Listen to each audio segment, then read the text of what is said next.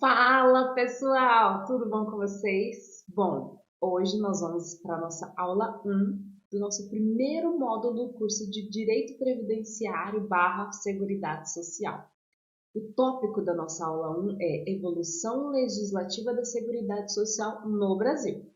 Conforme vocês vão perceber pelo edital esquematizado que eu disponibilizei para vocês, esse é o primeiro tópico exigido no último concurso do INSS na parte de conhecimentos específicos. Então, nós estamos começando a sua preparação do mais absoluto zero para esse próximo concurso. E você vai ver como esses conhecimentos vão fluir como um rio de águas calmas aí para dentro do seu cérebro.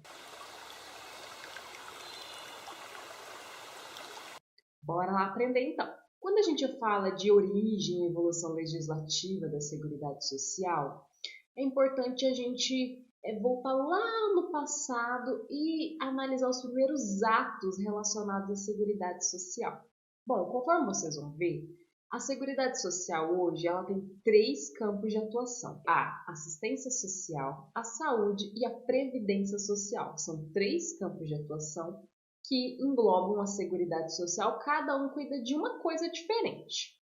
Lá em 1553, com a criação da Santa Casa de Misericórdia, nós tivemos o primeiro ato relacionado à Seguridade Social. Não era ainda um ato normativo, porque não estava em nenhuma lei, né? Era uma iniciativa privada. Os jesuítas construíram essa Santa Casa de Misericórdia de Santos para atender o quê? A saúde das pessoas. Era um local que sobrevivia de donativos. E para fixar aí na mente de vocês, o que eu trouxe para associar? Uma imagem, uma tela pintada pelo Benedito Calixto, representando a Santa Casa de Misericórdia de Santos. Realmente ele pintou diretamente olhando lá o local e chegou a esse desenho aí da Santa Casa de Misericórdia de Santos.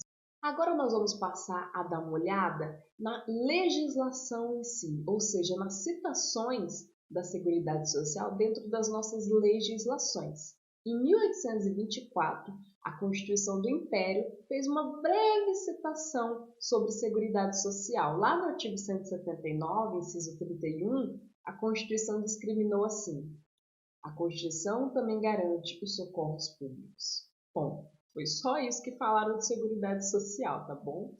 Foi a primeira previsão constitucional, ou seja, a primeira Constituição que citou algo relacionado à matéria de Seguridade Social, que era a garantia dos socorros públicos relacionados à saúde. Uma outra Constituição, a Constituição de 1891, que já era a Constituição da República dos Estados Unidos do Brasil, sim, o Brasil já foi Estados Unidos, citou também, fez uma breve citação a algo relacionado à Seguridade Social, quando ela disse lá no artigo 75, a aposentadoria só poderá ser dada aos funcionários públicos em caso de invalidez no serviço da nação. Garantiu a aposentadoria por invalidez dos funcionários públicos desde que tivesse invalidado a serviço da nação, né? Uma pobreza, uma miséria, mas também era o que tinha para a época ali de matéria de Seguridade Social, de garantias para o servidor público, no caso. Nós tivemos várias outras legislações esparsas que, ao longo do tempo, foram citando matérias de seguridade social, ou seja, foram citando algo relacionado à assistência social, saúde ou previdência social. Eu trouxe aqui, por exemplo, o Decreto 284, lá de 1911, que criou a Caixa de Pensões dos Operários da Casa da Moeda. Teve também um decreto em 1919 que regulou as obrigações relacionadas a acidentes do trabalho. Então, ao longo dos séculos, algumas legislações paliativas, vamos colocar assim, algumas coisas esparsas foram sendo faladas em relação à Seguridade Social. Agora, o marco mesmo da Previdência Social no Brasil foi o Decreto 4.682, de 24 de janeiro de 1923, também conhecida como Lei Eloy Chaves. Ela carrega esse nome porque o deputado federal que projetou essa lei foi o deputado Eloy Chaves. Aqui eu até coloquei na imagem para vocês um coraçãozinho ali do lado do Eloy Chaves para vocês guardarem essa lei no coração de vocês, porque o Eloy Chaves é campeão de audiência nos concursos do INSS. Todo concurso cai algo relacionado ao Eloy Chaves. Trouxe também na imagem uma caixa para representar o que? As caixas de aposentadorias e pensões, e trouxe na imagem um trem de ferro, porque essa caixa de aposentadoria e pensão, que foi criada pela lei do Eloy Chaves, era direcionada aos ferroviários. Então, assim, só para a gente retomar, a gente pode dizer que a Lei Eloy Chaves é o primeiro ato normativo relacionado à Seguridade Social no Brasil? Não, a gente não pode dizer que foi o primeiro ato. Vocês não viram lá a Constituição do Império de 1824, garantindo socorros públicos? Vocês não viram lá a Constituição já da República de 1891, garantindo a aposentadoria por invalidez aos servidores invalidados a serviço da nação? Não teve lá decreto de uma caixa de pensão para os servidores da Casa da Moeda? Não teve lá uma outra legislação em 1919 relacionada a acidentes de trabalho? Então, tinham sim algumas legislações esparsas que tratavam de algumas questões relacionadas à saúde, assistência social e previdência social. Os três juntos formam a Seguridade Social, como eu falei para vocês. Mas, por que essa legislação, ou a Lei Eloy Chaves, foi considerada um marco da Previdência Social, mesmo não sendo o primeiro ato normativo a falar sobre isso? É porque ela iniciou um sistema previdenciário. Então, ali ficou bem discriminado como que seria essas caixas de aposentadorias e pensões, com contribuições dos trabalhadores, com contribuições da empresa. Essa caixa ia crescendo e sendo formada como se fosse uma poupança para assegurar os dependentes desses ferroviários caso viessem a falecer e para assegurar os próprios ferroviários quando chegassem na idade avançada.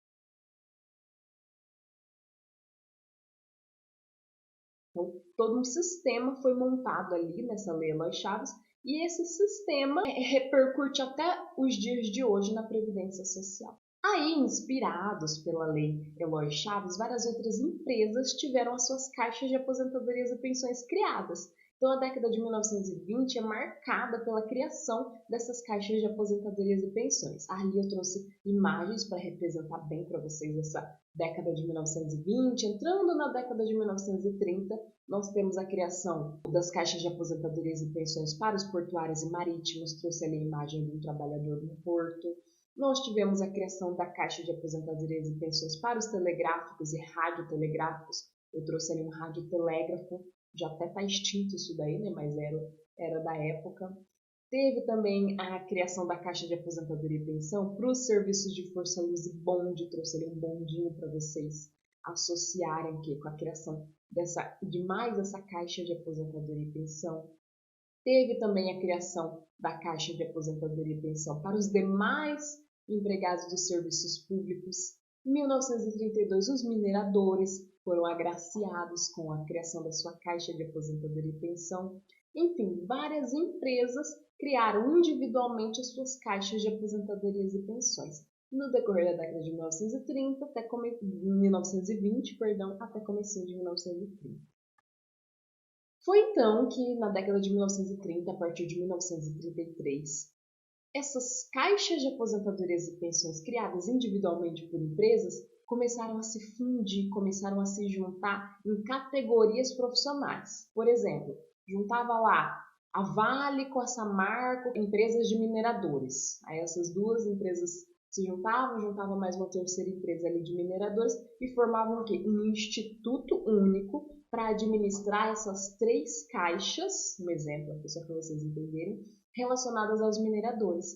Então, cada categoria profissional foi se juntando, porque juntos são mais fortes, juntos administram mais dinheiro, né? E aí formou os institutos de aposentadorias e pensões. A partir daí, já era o governo quem administrava, quem cuidava desses institutos de aposentadorias e pensões, não eram mais as empresas. O governo não é bobo nem nada, né? Claro que viu que ele começava a girar um montante de dinheiro, porque imagina, todo mês, empresa e trabalhador depositando, guardando dinheiro, aquilo ali começou a dar um volume de dinheiro que o governo se atentou ali e falou, opa, passa pra cá que eu vou administrar. Então, nós tivemos ali vários exemplos, como em 1933, a criação do Instituto de Aposentadorias e Pensões dos Marítimos. Em 1934, os comerciários, essa categoria profissional se juntou e criou seu próprio instituto.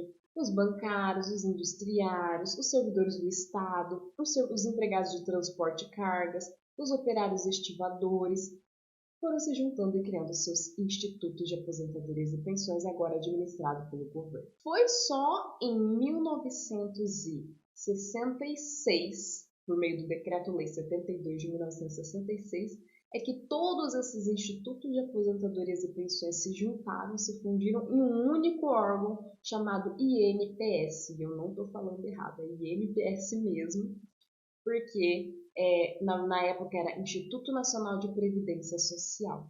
Ali dentro do funil tem 3 IAPs, mas todos os institutos de aposentadorias e pensões existentes na época se fundiram nesse único órgão INPS, a partir desse decreto 72 de 1966. Esse decreto saiu em 1966, mas só passou a vigorar em 1º de janeiro de 1967, para que então surgisse o INPS. Fiz uma outra representação, um outro mapa mental aqui para vocês entenderem como que era o INPS. Ali nós vemos claramente caixinhas de aposentadorias e pensões reunidas num IAP, num Instituto de Aposentadoria e Pensão, certo? Ó, as caixinhas dentro de um IAP. Aí o IAP, que é o Instituto de Aposentadoria e Pensão. Aí vários IAPs, cada um com suas caixinhas reunidas por categoria profissional, todos juntos num único quadrado, representando aí sim o INPS. Em 1977 foi criado o SIMPAS, o Sistema Nacional de Previdência Social. O SIMPAS reuniu vários órgãos relacionados à saúde, à Seguridade Social e à Previdência Social. Vocês viram que eu estou batendo na tecla. A gente tem que saber que a Seguridade Social engloba esses 3 campos de atuação: saúde, assistência social e previdência social. E esse SIMPAS reuniu todos os órgãos que tratavam de assuntos relacionados à Seguridade Social. Então, lá nós tínhamos o IAPAS, que era o Instituto de Administração Financeira de Previdência e Assistência Social, conforme o próprio nome já sugere, né? Cuidava ali da parte de arrecadação, dos recolhimentos dos tributos. Nós tínhamos o INPS, o Instituto Nacional de Previdência Social, que era o que cuidava, que administrava e concedia os benefícios da Previdência Social. Nós tínhamos o INAMPS, que era o Instituto Nacional de Assistência Médica da Previdência Social, como se fosse o SUS da época. Nós tínhamos o SEMI, a Central de Medicamentos, também o próprio nome já sugere, era esse órgão responsável por distribuir medicamentos à população. Nós tínhamos o LBA, que é a Fundação Legião Brasileira de Assistência, aí a gente já está falando de assistência social. O FUNABEM, a Fundação Nacional do Bem-Estar do Menor. Nossa, na época, se eu não me engano, não sei se foi a LBA ou o FUNABEM, mas teve uma grande polêmica do leite em pó. Pensa que estavam desviando o dinheiro do leite em pó dos coitados meninos pobres.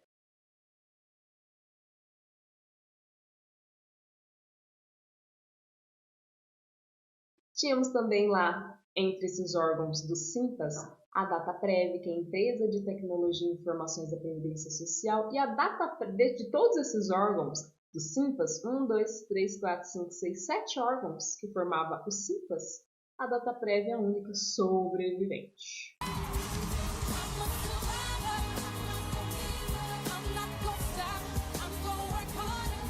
Ela até hoje realmente cuida e administra as tecnologias de informações da Previdência Social. Em 1990, nós tivemos a junção do IAPAS, que era o Instituto responsável por administração financeira da Previdência e Assistência Social, ou seja, a parte lá dos recolhimentos dos tributos, se juntou com o INPS, o nosso Instituto Nacional de Previdência Social, para aí sim formarem o INSS da forma como vemos hoje.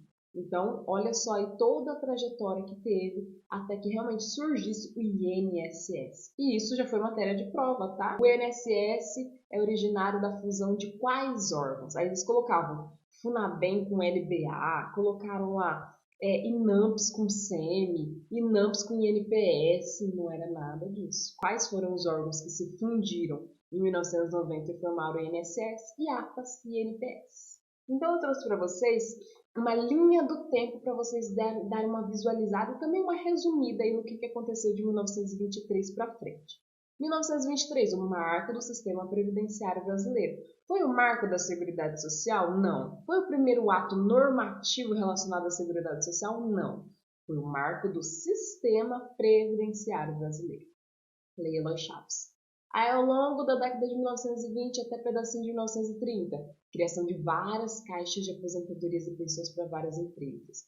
Ao longo da década de 1930, criação de vários institutos de aposentadorias e pensões originários da reunião, da fusão dessas várias caixas de aposentadorias e pensões. 36 anos depois dessas fusões, lá na década de 1930, nós tivemos aí a criação do INPS, que era o Instituto Nacional de Previdência Social, reunindo todos os institutos de aposentadorias e pensões criados na época em um único órgão. 24 anos depois, lá em 1990, aí sim, nós tivemos a criação do INSS, que era originário da fusão de dois órgãos do SIMPAS, que era o IAPAS, mais o INPS, formou o INSS. Agora nós vamos responder algumas questões para ver como que vocês vão ser cobrados em prova em relação a esses conhecimentos. Bora lá! Essa questão foi cobrada pela CESP no último concurso do INSS. Dá uma olhada. No que se refere à Seguridade Social no Brasil, julgue o item seguinte. A Lei Eloy Chaves, que criou cada uma das empresas de estrada de ferro existentes no país, uma caixa de aposentadoria e pensão para os respectivos empregados das estradas de ferro, foi o primeiro ato normativo a tratar de Seguridade Social no Brasil? Não!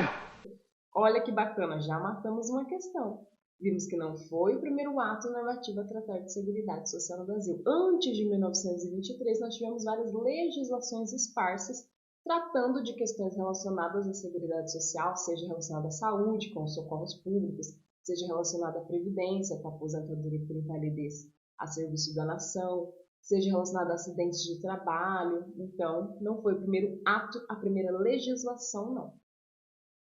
Aqui eu já respondi para vocês, mas então vou reforçar. Apesar de ser o marco do sistema previdenciário brasileiro, a Lei Eloy Chaves não foi o primeiro ato normativo a tratar do assunto. Agora vamos ver uma questão do ano de 2010, também da Banca CESP, mas era na época para a prova de defensor público federal. Em relação aos institutos de direito previdenciário, julgue os itens que se seguem. A Lei Eloy Chaves, que foi o decreto lá 4.682 de 1923, considerado o marco da Previdência Social no Brasil, criou as caixas de aposentadorias e pensões das empresas de estrada de ferro. Sendo esse sistema mantido e administrado pelo Estado, aí que tá. Olha como que é importante a gente conhecer a história. Primeirinho de tudo, quem mantinha, quem administrava suas próprias caixas de aposentadorias e pensões eram as empresas. O Estado só passou a manter e administrar esse sistema previdenciário a partir da década de 1930, quando essas caixinhas de aposentadorias e pensões se juntaram e formaram um instituto reunido por categoria profissional. Então, essa daqui dava para confundir, né? Porque realmente o Estado administrava, mas só de um ponto para frente. As caixas ele não administrava. Questão 3. Acerca da Seguridade Social no Brasil, de sua evolução histórica e de seus princípios. Julgue o item a seguir. A Lei Eloy Chaves, de 1923, foi um marco na legislação previdenciária no Brasil, pois unificou os diversos institutos de aposentadorias e pensões e criou o INPS. Errou! Essa questão foi feita pela CESP no ano de 2018 por uma prova de oficial técnico de inteligência. E ele está erradíssima, né, gente? Porque de 1923, que foi o ano da promulgação da Lei Eloy Chaves, para 1966, quando de fato surgiu o INPS, olha quantos anos e quantas águas rolaram, né? Então, ela foi um marco, mas não por ter unificado os diversos institutos de aposentadorias e pensões e criado o INPS. Foi um marco por ter criado as caixas de aposentadorias e pensões para os ferroviários. Bom, gente, por hoje é isso.